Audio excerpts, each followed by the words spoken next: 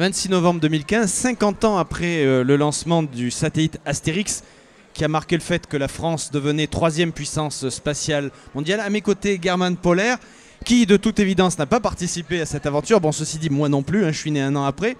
Donc, vous êtes étudiant super-héros. Super-héros, donc le domaine, voilà, le domaine spatial évidemment. Oui, tout à fait, oui. Vous passionne. Donc, qu'est-ce que ça vous fait, je dirais, nouvelle génération? Vous allez bâtir le spatial de demain. Qu'est-ce que ça vous fait de voir comment ça a commencé en France aujourd'hui, cette maquette taille réelle notamment? Je pense que c'est très important de voir qu'on a comment dirais-je, des événements qui se sont passés il y a 50 ans, qui ont toujours un impact 50 ans plus tard, et qu'on est là pour continuer une sorte de legacy pour le soutenir, et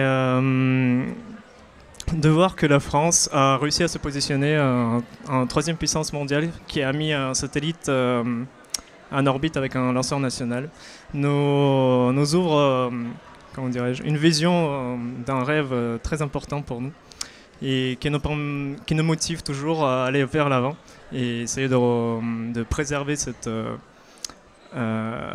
puissance et de la développer de plus en plus. Oui, donc on sent que quelque chose, vous vous sentez responsable d'un passage de témoin. Vous devez continuer cet effort.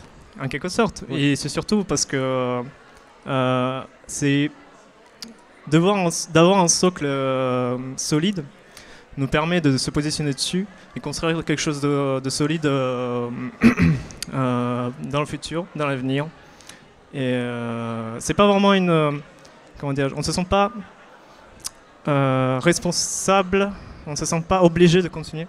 C'est juste que ça nous permet d'avoir des connaissances, une base, sur un fondement sur lequel se positionner.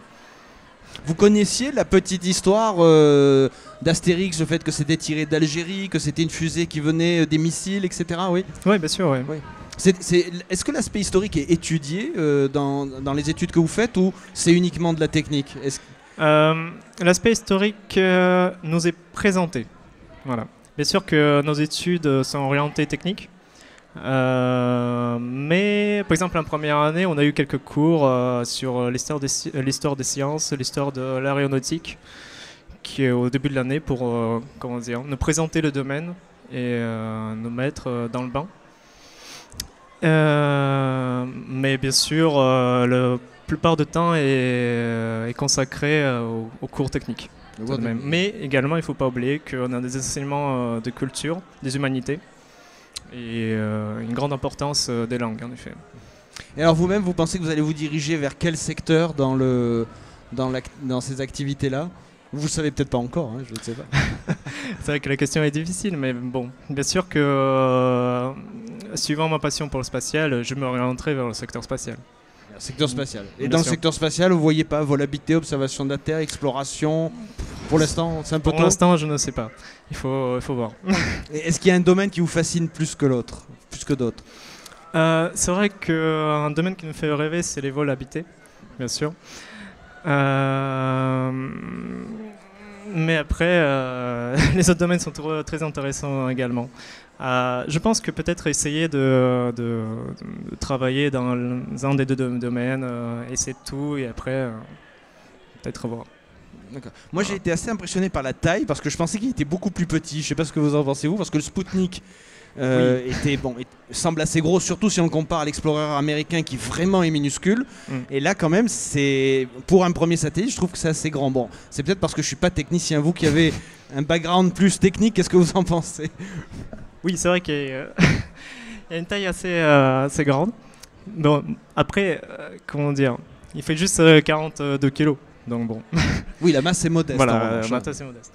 Après, son but n'avait pas d'embarquer une expérience scientifique, c'était vraiment juste pour tester le lanceur. Donc, en tout cas, je trouve qu'il a vraiment un design très joli.